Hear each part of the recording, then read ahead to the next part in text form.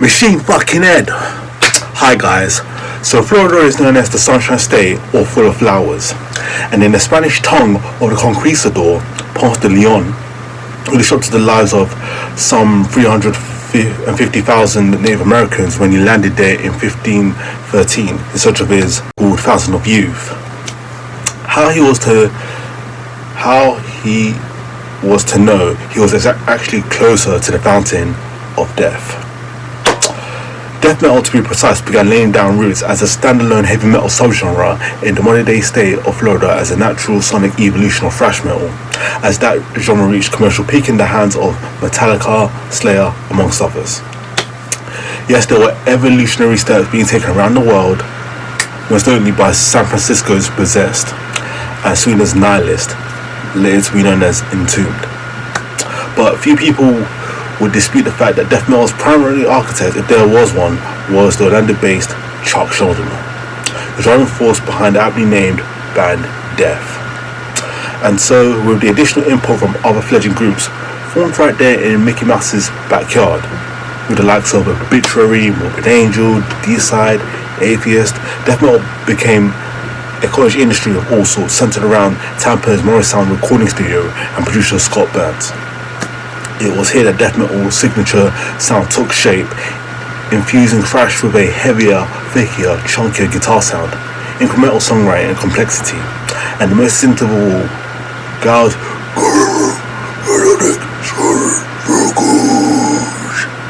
Chuck Schuldiner was only 16 when he formed Mantas in 1983, and promptly started recording demos that would prove incredibly influential among the tape-trading metalhead community worldwide.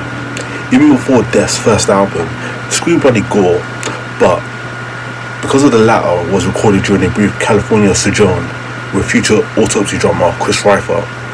1988's sophomore Leprosy, which featured fellow Florida residents Rick Ross on guitar, Butler on bass, and Bill Andrews on drums.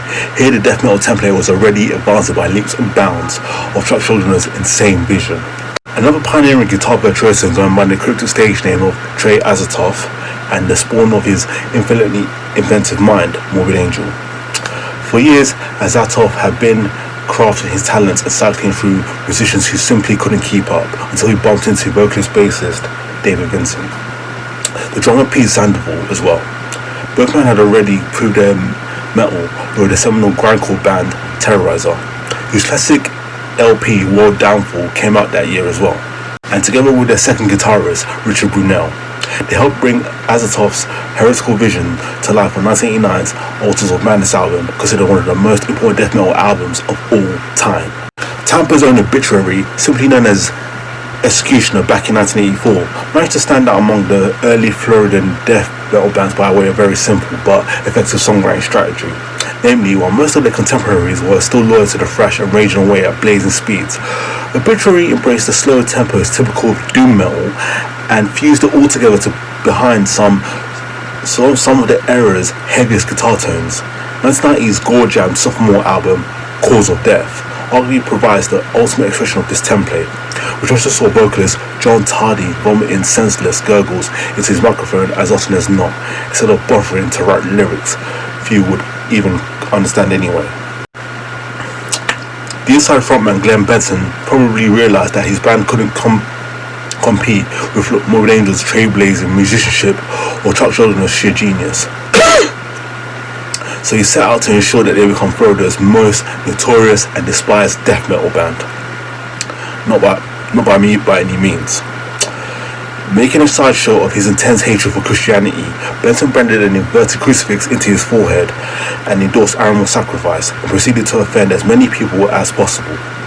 But his tactics backfired when animal rights activists set up a bomb at a Stockholm show. All these destructions aside, Deicide's eponymous debut was still an important contribution to the furthering of a death metal movement, not least via its merciless, unrelenting intensity. Like Atheist, Cynic used the framework of death metal as a launchpad to create something wildly original, genre-crossing new sound, as an alien like a creature gracing their sole full length of their 1990 Focus album. Vocalist guitarist Paul Masvidal and drummer Sean Reinhardt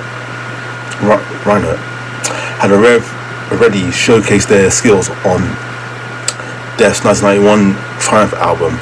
No, Death's 1991 Triumph Human album, and yet not even prepared the metal world for this startling mutation.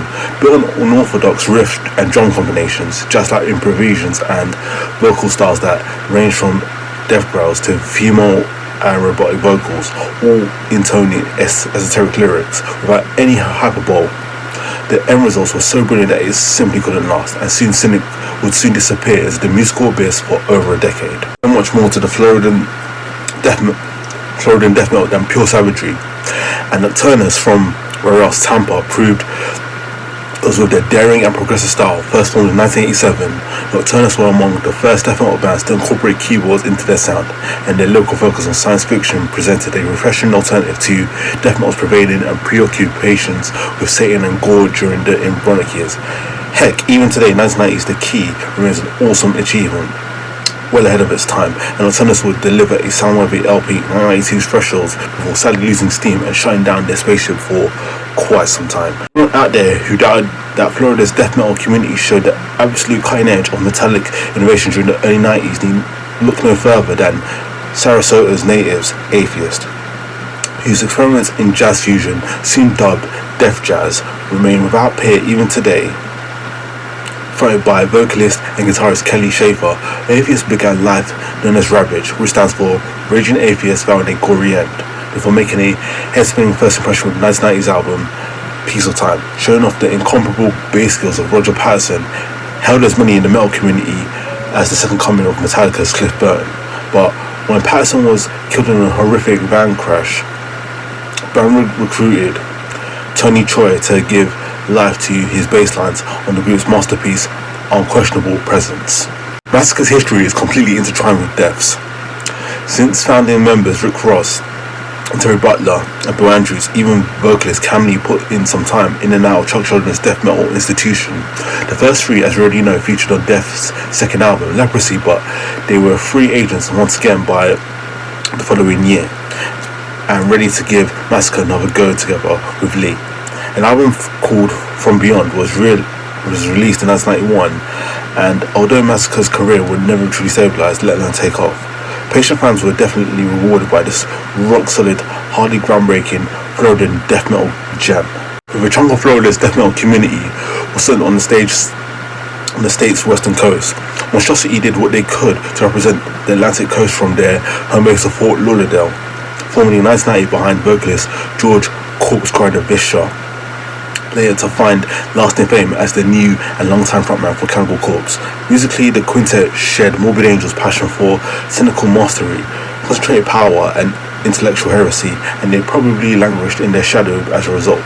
But 1992's Imperial Doom was a notable death metal album in its own right, full of promising qualities that were unfortunately derailed when Monstrosity's lineup fell apart, which probably killed their momentum, unfortunately. When you get this album, you need to turn the volume all the way up to 11. When Chris Barnes parted ways with Cannibal Corpse after 4 massively influential albums, he took his cover vocals down to Florida, got serious with his side project 6 Feet Under, and with a lineup completed by death metal legends like guitarist Alan West of Obituary, bassist Terry Butler of Death Massacre and also Obituary, and drummer Greg Hawk, plus producer Scott Burns helping out. 6 Feet Under, clearly noteworthy and thought-provoking debut, proved that Barnes' charms didn't just rely on the sickening lyrics he had composed for Cannibal Corpse. So there you have it. Some death metal albums from Florida for you to go and check out. Also, thank you for putting up with my hairy appearance throughout the video. I just decided to say fuck it. I'm just doing it without the towel this time. Don't forget to like and subscribe. Thanks for watching, and I'll see you next time.